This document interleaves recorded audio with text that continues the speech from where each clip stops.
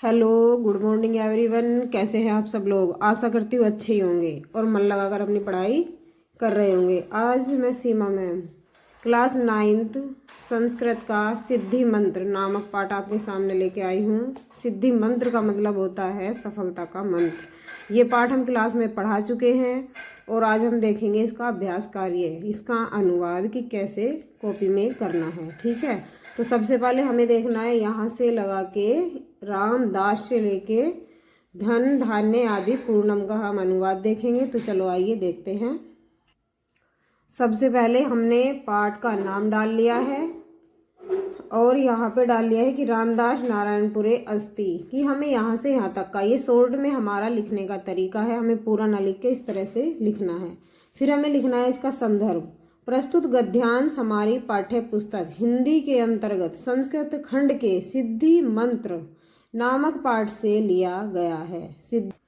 अब देखेंगे इसका प्रसंग। इस गद्यांश में लेखक ने रामदास की दिनचर्या का वर्णन किया है कि वह दिन में क्या क्या कार्य करता है। अब देखते हैं इसका अनुवाद। रामदास नारायणपुर में रहता है। वह प्रतिदिन सूर्योदय से पहले उठकर अपने दैनिक कार्य करता है। नारायण का ध्यान करता है। नारायण मतलब ईश्वर का ध्यान करता है।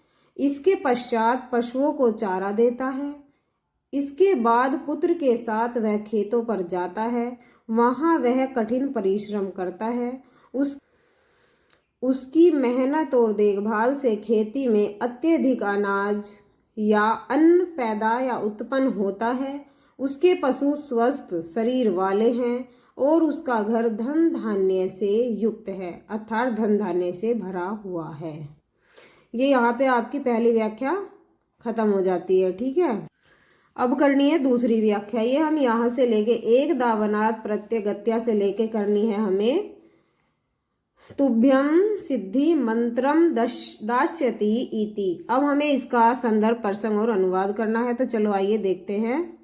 इसे भी लिखने का तरीका हमारा यही रहेगा, एक दावनात् दास्यति इति। संदर्भ हमारा पूर्वत रहेगा जो हमने पहले देखा है या लिखा है। प्रसंग। इस गद्यांश में रामदास ने अपने मित्र धर्मदास के धन नष्ट हो जाने के कारण इस दुख से उबरने का सिद्धि मंत्र बताया है या सफलता का मंत्र बताया है। अब देखेंगे अनुवाद। एक बार वन से लौटकर रामदास ने अपने द्वार पर बैठे हुए दुर्बल व दुखी धर्मदास को देखकर पूछा, मित्र धर्मदास, बहुत समय के बाद दिखे हो, क्या किसी रोग से ग्रस्त हो जिससे इतने कमजोर हो गए हो? धर्मदास ने प्रसन्न होकर उससे कहा, मित्र, मैं बीमार नहीं हूँ, किंतु धन के नष्ट हो जाने से इस समय मैं कुछ अन्य तरह का हो गया हूँ। यही सोचता हूँ कि किसी उपाय मंत्र अथवा तंत्र से धनवान हो जाऊं। उसकी गरीबी का कारण उसकी कर्महीनता है, ऐसा सोचकर रामदास बोला, मित्र, पहले किसी दयालु संत ने या साधु ने मुझे धनवान होने का एक मंत्र दिया था। यदि तुम भी उस मंत्र को चाहते हो तो उनके द्वारा बताए गए कार्य को विधि पूर्वक करो। वह बोला, मित्र, शीघ्र ही उस कार्य को बताओ जिससे मैं पुनः धनवान हो जाऊं। रामदास ने कहा, मित्र, प्रतिदिन सूर्योदय से पहले उठो एवं अपने पशुओं की सेवा स्वयं करो। प्रतिदिन खेतों में काम करने वाले मजदूरों के कार्यों का निरीक्षण करो। तुम्हारे विधि पूर्वक किए गए इस कार्य से प्रसन्न होकर वह महात्मा 1 वर्ष के अंत में अवश्य ही तुम्हें सिद्धि मंत्र देंगे। यहाँ पे आपकी हमने 2 व्याख्या करके दिखाई है, दोनों खत्म हो गई है। ठीक है, ऐसे ही आपको अपनी नोटबुक में या कॉपी में कर लेनी है। अब पाठ पर आधारित कुछ प्रश्न दिए गए हैं, वो भी हम दिखाएंगे कि इनके प्रश्न और आंसर कुछ हमने लिखे हैं, तो आप उन्हें देख लें। पाठ पर आधारित प्रश्न। निम्न प्रश्नों के उत्तर संस्कृत में दीजिए। तो ये मैंने करके दिखाया। जैसे रामदासः कुत्र निवसति, रामदास कहाँ रहता है? इसका आंसर है रामदासः नारायणपुरे निवसति, रामदास नारायणपुर में रहता है। रामदासः प्रातः कालः उत्थाय किम करोति, रामदास सुबह के समय उठकर क्या करता है? रामदासः प्रातः काले उत्थाय नित्य कर्माणि करोति, रामदास सुबह के समय उठकर प्रतिदिन के कार्य करता है। ऐसे ही सारे क्वेश्चन आप कर लेंगे। ठीक है।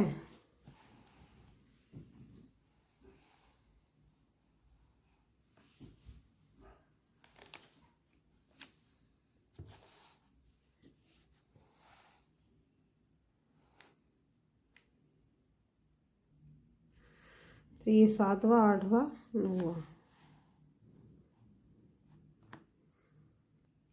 यहाँ ये आपका लेसन खत्म हो चुका है।